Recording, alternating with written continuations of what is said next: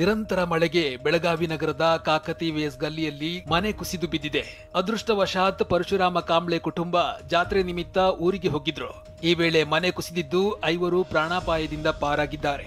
ಈ ಒಂದು ಮನೆ ಪರಶುರಾಮ್ ಕಾಂಬ್ಳೆ ಎಂಬುವರಿಗೆ ಸೇರಿರುವಂತದ್ದು. ಎಲ್ಲರೂ ಕೂಡ ಜಾತ್ರೆಗೆ ಹೋಗಿರುವಂತ ಕಾರಣಕ್ಕಾಗಿ ಒಳಗಡೆ ಯಾರೂ ಸಿಕ್ಕಿಲ್ಲ.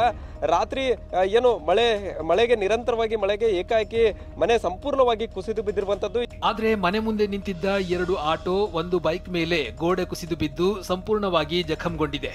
ಇನ್ನು ನಿರಂತರ ಮಳೆಗೆ 2 ದಿನದಲ್ಲಿ ಬೆಳಗಾವಿಯಲ್ಲಿ 7 ಮನೆಗಳು ನೆಲಸಮವಾಗಿವೆ. ಮನೆ ಕಳೆದುಕೊಂಡು ಬೀದಿಗೆ ಬಿದ್ದಿರುವ ಕುಟುಂಬಗಳು ಸೂಕ್ತ ಪರಿಹಾರ ನೀಡುವಂತೆ ಸರ್ಕಾರಕ್ಕೆ ಮನವಿ ಮಾಡಿದ್ದಾರೆ. ಇತ್ತ ಜುಲೈ, ಆಗಸ್ಟ್ ತಿಂಗಳಲ್ಲಿ ಕೊಡಗಿನಲ್ಲಿ ಭಾರೀ ಮಳೆಯಾಗುವ ಸಾಧ್ಯತೆ ಇದೆ. ಹೀಗಾಗಿ ಕೊಡಗು ಪೊಲೀಸರು ರಕ್ಷಣಾ ಕಾರ್ಯಕ್ಕಾಗಿ 80 ನುರಿತ ಈಜುಗಾರರ ತಂಡವನ್ನ ರಚಿಸಿದ್ದಾರೆ. ಬಿರುಗಾಳಿ ಸಹಿತ ಭಾರೀ ಮಳೆ ಅಬ್ಬರಿಸುತ್ತಿರುವ ಕಾರಣಕ್ಕೆ ರಾಜ್ಯದ ಹಲವು ಜಿಲ್ಲೆಗಳಲ್ಲಿ ಅವಾಂತರಗಳು ಉಂಟಾಗಿವೆ. ಚಿಕ್ಕಮಗಳೂರಿನ ಕೊಪ್ಪ ತಾಲೂಕಿನ ಬಿಲ್ಗದ್ದೆ ಗ್ರಾಮದಲ್ಲಿ ನಿರಂತರವಾದ ಮಳೆಗೆ ಕಸ್ತೂರಿ ಎಂಬುವರ ಮನೆ ಬೀಳುವ ಸ್ಥಿತಿಯನ್ನ ತಲುಪಿದೆ. ಇನ್ನೊಂದೆಡೆ ಮೂಡಿಗೆರೆ ತಾಲೂಕಿನಲ್ಲಿ ಮಳೆಯ ಆರ್ಭಟಕ್ಕೆ ಚೌಡೇಶ್ವರಿ ದೇವಾಲಯದ ತಡೆಗೋಡೆ ಕುಸಿದಿದೆ. ಇನ್ನಷ್ಟು ಮಳೆ ಅಬ್ಬರಿಸಿದ್ರೆ ಈ ಗೋಡೆ ಸಂಪೂರ್ಣವಾಗಿ ಕುಸಿಯುವ ಭಯ ಕಾಡಿದೆ.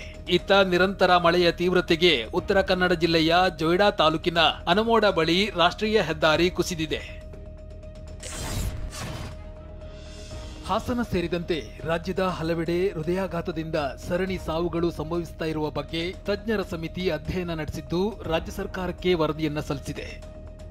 ಸರಣಿ ಹೃದಯಾಘಾತಗಳಿಗೆ ಕಾರಣ ಏನು ಅನ್ನೋ ಅಧ್ಯಯನವನ್ನ ನಡೆಸಿದ ಸಮಿತಿ ವರದಿಯನ್ನ ರಾಜ್ಯ ಸರ್ಕಾರಕ್ಕೆ ಸಲ್ಲಿಸಿದೆ. ಜಯದೇವ ಹೃದ್ರೋಗ ಆಸ್ಪತ್ರೆಯ ನಿರ್ದೇಶಕ ಡಾಕ್ಟರ್ ರವೀಂದ್ರನಾಥ್ ನೇತೃತ್ವದ ಸಮಿತಿ ನೀಡಿದ ವರದಿಯಲ್ಲಿ ಪ್ರಮುಖ ಅಂಶಗಳಿವೆ. ಒಟ್ಟು 250 ಹೃದ್ರೋಗಿಗಳನ್ನ ತಾಂತ್ರಿಕ ಸಲಹಾ ಸಮಿತಿ ಅಧ್ಯಯನಕ್ಕೆ ಒಳಪಡಿಸಿದೆ. 30 ವರ್ಷಕ್ಕಿಂತ ಕಡಿಮೆ ವಯಸ್ಸಿನ 12 ಹೃದ್ರೋಗಿಗಳು, 31 ರಿಂದ 40 ವಯಸ್ಸಿನ 66 ಹೃದ್ರೋಗಿಗಳು, 41 ರಿಂದ 45 ವಯಸ್ಸಿನ 172 ಹೃದ್ರೋಗಿಗಳ ಹೃದಯ ಪರೀಕ್ಷೆಯನ್ನು ಮಾಡಲಾಗಿದೆ. ಇದರಲ್ಲಿ 218 ಪುರುಷರು, 32 ಮಹಿಳಾ ಹೃದ್ರೋಗಿಗಳಿದ್ದಾರೆ. ಬೆಂಗಳೂರು ನಗರದ 124 ಹೃದ್ರೋಗಿಗಳು ಸೇರಿದಂತೆ ಹಾಸನ, ರಾಮನಗರ, ಮಂಡ್ಯ, ತುಮಕೂರು, ಕೋಲಾರದ ಹೃದ್ರೋಗಿಗಳನ್ನ ಅಧ್ಯಯನಕ್ಕೆ ಒಳಪಡಿಸಲಾಗಿದೆ. ಈ ಪೈಕಿ ಮಧುಮೇಹದಿಂದ ಬಳಲುತ್ತಿದ್ದ 87 ಹೃದ್ರೋಗಿಗಳು, ಹೈಪರ್ ಟೆನ್ಷನ್ ನಿಂದ ಬಳಲುತ್ತಿದ್ದ 102 ಹೃದ್ರೋಗಿಗಳು, ಕೊಲೆಸ್ಟ್ರಾಲ್ ಸಮಸ್ಯೆ ಇರುವ 35 ಹೃದ್ರೋಗಿಗಳು, ಹೃದ್ರೋಗ ಹಿನ್ನೆಲೆ ಹೊಂದಿರುವ 42 ಜನರ ಬಗ್ಗೆಯೂ ಅಧ್ಯಯನ ನಡೆಸಲಾಗಿದೆ. ಜೊತೆಗೆ 111 ಧೂಮಪಾನಿಗಳ ಹೃದಯದ ಬಗ್ಗೆಯೂ ಅಧ್ಯಯನವನ್ನ ನಡೆಸಿದೆ. ಯಾವುದೇ ಅನುವಂಶೀಯ ಅಪಾಯವಿಲ್ಲದ 77 ಜನರ ಹೃದಯಗಳನ್ನು ಪರೀಕ್ಷಿಸಿದೆ.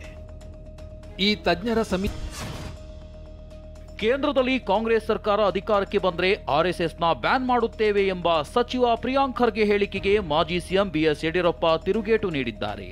ಮೊದಲು ಕಾಂಗ್ರೆಸ್ ಅಧಿಕಾರಕ್ಕೆ ಬರೋದೇ ಕನಸಿನ ಮಾತು ಅಂತ ವ್ಯಂಗ್ಯವಾಡಿದ್ದಾರೆ. ಇನ್ನು ಕಾಂಗ್ರೆಸ್ನವರು ಆರ್ಎಸ್ಎಸ್ ಅನ್ನ ಮುಟ್ಟಿ ನೋಡಲಿ, ಇವರ ಭಸ್ಮ ಕೂಡ ಗಾಳಿಯಲ್ಲಿ ಹಾರುವುದಿಲ್ಲ ಅಂತ ಮಾಜಿ ಸಿಎಂ ಸದಾನಂದ ಗೌಡ ಹೇಳಿದ್ದಾರೆ. ಇದಕ್ಕೆ ತಿರುಗೇಟು ನೀಡಿದ ಸಚಿವ ಚಲುವರಾಯಸ್ವಾಮಿ ಭಸ್ಮ ಆಗೋಕೆ ಆರ್ಎಸ್ಎಸ್ ಏನು ಬ್ರಹ್ಮನ, ವಿಷ್ಣುನ, ಶಿವನ ಅಂತ ಟಾಂಗ್ ಕೊಟ್ಟಿದ್ದಾರೆ. ಸರ್ಕಾರದ ಮುಖ್ಯ ಕಾರ್ಯದರ್ಶಿ ಶಾಲಿನಿ ರಜನೀಶ್ ಬಗ್ಗೆ ಅವಹೇಳನಕಾರಿ ಮಾತನಾಡಿದ ಪ್ರಕರಣದಲ್ಲಿ ಬಂಧನ ಭೀತಿಯಿಂದ ಪಾರಾದ್ರೂ ಬಿಜೆಪಿ ಎಂಎಲ್ಸಿ ರವಿಕುಮಾರ್ಗೆ ತನಿಖೆ ಸಂಕಷ್ಟ ಎದುರಾಗಿದೆ. ಬಿಬಿಎಂಪಿ ಸೇರಿದಂತೆ ವಿವಿಧ ನಗರಗಳ 10 ಮಹಾನಗರ ಪಾಲಿಕೆಗಳ ನೌಕರರು ಜುಲೈ 8ರಂದು ಸಾಮೂಹಿಕ ರಜೆ ಹಾಕಿ ಪ್ರತಿಭಟನೆ ನಡೆಸಲಿದ್ದಾರೆ. ವಿವಿಧ ಬೇಡಿಕೆಗಳ ಈಡೇರಿಸುವಂತೆ ಆಗ್ರಹಿಸಿ ನೌಕರರು ಪ್ರತಿಭಟನೆಗೆ ಮುಂದಾಗಿದ್ದಾರೆ. ಹಿಂದೂ ಮುಖಂಡನ ಮೊಬೈಲ್ನಲ್ಲಿ 50ಕ್ಕೂ ಹೆಚ್ಚು ಅಶ್ಲೀಲ ವಿಡಿಯೋಗಳಿರೋ ಸ್ಫೋಟಕ ವಿಚಾರ ಬಯಲಾಗಿದೆ. ಈ ಬೆತ್ತಲೆ ವಿಡಿಯೋಗಳ ಪೈಕಿ ಕರಾವಳಿ ಭಾಗದ ರಾಜಕಾರಣಿಯೊಬ್ಬರ ಅಶ್ಲೀಲ ವಿಡಿಯೋ ಕೂಡ ಪತ್ತೆಯಾಗಿದೆ ಎನ್ನಲಾಗಿದೆ. ಪ್ರಕರಣವೊಂದರಲ್ಲಿ ಹಿಂದೂ ಜಾಗರಣ ವೇದಿಕೆಯ ದಕ್ಷಿಣ ಕನ್ನಡ ಜಿಲ್ಲಾ ಸಹ ಸಂಯೋಜಕ ಸಮಿತ್ ರಾಜ್ ಧರೆಗುಡ್ಡೆಯ ವಿಚಾರಣೆ ನಡೆಸಲಾಗಿದೆ. ಮಂಗಳೂರು ಪೊಲೀಸರು ನಡೆಸಿದ ತನಿಖೆ ವೇಳೆ ಈ ಸಮಿತ್ ರಾಜ್ ಮೊಬೈಲ್ನಲ್ಲಿ 50ಕ್ಕೂ ಅಧಿಕ ಅಶ್ಲೀಲ ವಿಡಿಯೋಗಳು ಪತ್ತೆಯಾಗಿವೆ. ಲವ್ ಸೆಕ್ಸ್ ದೋಖಾ ಪ್ರಕರಣದಲ್ಲಿ ದಕ್ಷಿಣ ಕನ್ನಡ ಜಿಲ್ಲೆಯ ಪುತ್ತೂರಿನ ಬಿಜೆಪಿ ಮುಖಂಡ ಜಗನ್ನಿವಾಸ್ ದೇವ್ ಪುತ್ರ ಕೃಷ್ಣ ಜೇರಾವ್ನನ್ನ ಬಂಧಿಸುವಲ್ಲಿ ಪೊಲೀಸರು ಯಶಸ್ವಿಯಾಗಿದ್ದಾರೆ. ಮದುವೆಯಾಗುತ್ತೇನೆ ಎಂದು ಯುವತಿಯನ್ನ ನಂಬಿಸಿದ್ದ ಜಗನ್ನಿವಾಸ್ ದೇವ್ ಪುತ್ರ ಕೃಷ್ಣ ದೈಹಿಕ ಸಂಪರ್ಕ ಬೆಳೆಸಿ ಪರಾರಿಯಾಗಿದ್ದ ಆರೋಪ ಪ್ರಕರಣದಲ್ಲಿ ಬಂಧಿಸಲಾಗಿದೆ. ಶಿವಮೊಗ್ಗದ ರಾಗಿಗುಡ್ಡ ಬಂಗಾರಪ್ಪ ಬಡಾವಣೆಯಲ್ಲಿ ವಿಗ್ರಹಕ್ಕೆ ಅವಮಾನ ಮಾಡಿದ ಆರೋಪಕ್ಕೆ ಸಂಬಂಧಪಟ್ಟಂತೆ ಇಬ್ಬರನ್ನ ಬಂಧಿಸಲಾಗಿದೆ ಅಂತ ಎಸ್ಪಿ ಮಿಥುನ್ ಕುಮಾರ್ ಮಾಹಿತಿ ಕೊಟ್ಟಿದ್ದಾರೆ. ಸ್ಥಳೀಯರು ಈ ಕುರಿತು ದೂರು ಕೊಟ್ಟಿದ್ದು ಗ್ರಾಮಾಂತರ ಪೊಲೀಸ್ ಠಾಣೆಯಲ್ಲಿ ಪ್ರಕರಣ ದಾಖಲಾಗಿದೆ. ವಿಗ್ರಹ ಸ್ಥಾಪನೆ ಮಾಡಿರುವುದು ಸರ್ಕಾರಿ ಜಾಗ, ಪಕ್ಕದಲ್ಲೊಂದು ಕಟ್ಟಡ ನಿರ್ಮಾಣ ನಡೀತಾ ಇದೆ. ಈ ಕಟ್ಟಡಕ್ಕೆ ಬಂದ ಒಬ್ಬ ವ್ಯಕ್ತಿ ಇದನ್ನು ಮಾಡಿದ್ದಾನೆ ಎನ್ನುವ ಆರೋಪ ಇದ್ದು ಪೊಲೀಸರು ಸಮಗ್ರ ತನಿಖೆ ನಡೆಸುತ್ತಿದ್ದಾರೆ. ದೇಶದಲ್ಲಿ ಬಡವರ ಸಂಖ್ಯೆ ಹೆಚ್ಚಾಗ್ತಾ ಇರುವ ಬಗ್ಗೆ ತೀವ್ರ ಕಳವಳ ವ್ಯಕ್ತಪಡಿಸಿದಂತಹ ಕೇಂದ್ರ ಸಚಿವ ನಿತಿನ್ ಗಡ್ಕರಿ, ಸಂಪತ್ತು ಕೆಲವು ಶ್ರೀಮಂತರ ಕೈಯಲ್ಲಿ ಕೇಂದ್ರೀಕೃತವಾಗುತ್ತೆ ಅಂತ ಹೇಳಿದ್ದಾರೆ. ನಾಗ್ಪುರದಲ್ಲಿ ಮಾತನಾಡಿರುವಂತಹ ಅವರು ಸಂಪತ್ತಿನ ವಿಕೇಂದ್ರೀಕರಣದ ಅವಶ್ಯಕತೆ ಇದೆ ಅಂತ ಅಭಿಪ್ರಾಯ ವ್ಯಕ್ತಪಡಿಸಿದ್ದಾರೆ. ರಾಜಸ್ಥಾನ ಪೊಲೀಸ್ ಅಕಾಡೆಮಿ ಒಳಗೆ 2 ವರ್ಷ ಪಿಎಸ್ಐ ವೇಷ ಧರಿಸಿ ತರಬೇತಿ ಪಡೆದಿದ್ದ ಮಹಿಳೆಯನ್ನ ಸಿಕಾರ್ನಲ್ಲಿ ಬಂಧಿಸಲಾಗಿದೆ.